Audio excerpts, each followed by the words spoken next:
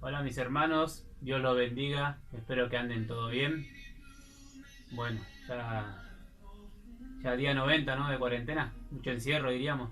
Pero bueno, el Señor siempre tiene palabra, el Señor siempre tiene una palabra para darnos. Y hoy el Señor me ha hablado en Mateos 9, versículo 9, ¿no? Y es una linda palabra porque acá habla del llamado que Jesús le hizo a Mateo. Así que paso a leerlo en el nombre del Señor. Dice: Jesús ya se iba cuando vio a un hombre llamado Mateo sentado en el lugar donde se pagaban los impuestos. Jesús le dijo: sígueme. Entonces Mateo se levantó y lo siguió. Quiero compartirle el versículo 10 también, que dice: más tarde Mateo invitó a Jesús y a sus discípulos a una cena en su casa, junto con muchos cobradores de impuestos y otros pecadores de mala fama, ¿no? Yo saqué 3 puntos, ¿no? El primer punto dice: Jesús iba de paso. Como dice el versículo 9, al iniciar dice: Jesús iba cruzando, iba de paso. Y algo aconteció en ese momento, por donde iba pasando, que estaba justo Mateo cobrando los impuestos, como era de costumbre el cobrar los impuestos en ese lugar. Y, y Jesús se da vuelta y lo mira y lo llama, ¿no?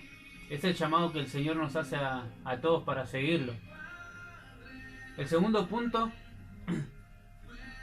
Jesús le dice: sígueme. Tremendo, ¿no? Cuando el Señor te dice: sígueme.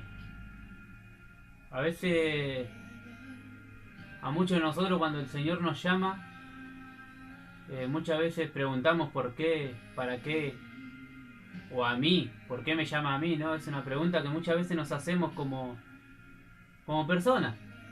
Pero el Señor sabe, cuando el Señor nos llama es porque algo quiere hacer con nuestras vidas, algo quiere hacer con nosotros. Y es el llamado que el Señor hizo a sus discípulos.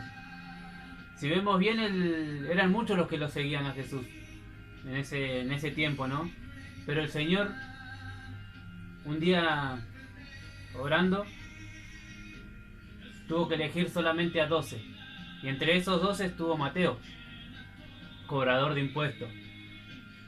Y sabemos que la historia de Mateo, cobrador de impuestos, en esa época era despreciado, era rechazado por la gente de ese lugar y quedaba mal visto, era como una persona mala, ¿no? Diríamos, ¿por qué? Porque le cobraba el impuesto a los pobres y todos lo tenían por malo, lo tenían por, ¿cómo podemos decir? Le cobraba de más, aunque a él le inquietaba hacer eso.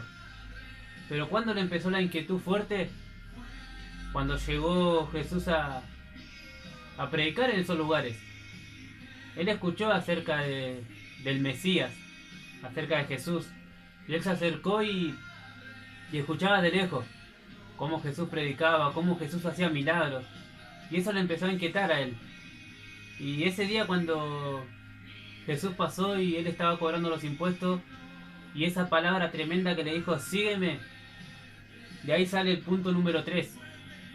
No dudó. No dudó en decir sí. Se levantó y siguió. Dejó todo lo que tenía. Eso es lo que el Señor muchas veces nos dice a nosotros: que dejemos todo lo que tengamos por seguirlo a Él. Porque cuando decidimos seguirlo, no es que perdemos todo, sino que ganamos cosas aún mayores. Eso es lo que Jesús hacía con sus discípulos cuando los llamó. A Pedro claramente le dijo: sígueme, te haré pescador de hombres. Eso es lo que el Señor nos llama a hacer cuando nos elige: a ser pescadores de hombres, a buscar almas, a buscar esas almas que están necesitadas, que están necesitando allá afuera. Eso es lo que tenemos que anhelar, lo que tenemos que sentir fuertemente cuando estamos hablando de la palabra y cuando estamos decidiendo seguir, cuando estamos dispuestos verdaderamente de corazón a hacer la voluntad de Dios. Es eso, es buscar esas almas que están necesitando, esas almas que están yendo en un camino erróneo, en un camino equivocado. Muchas veces nosotros mismos anduvimos en esos caminos.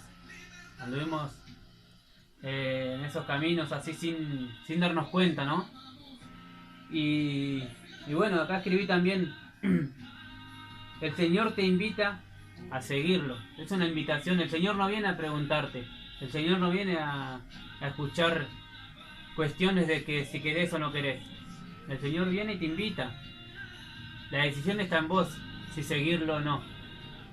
De ahí en adelante, sos vos el que vas a experimentar lo sobrenatural que el Señor te quiere mostrar, o vas a seguir estando en donde estás.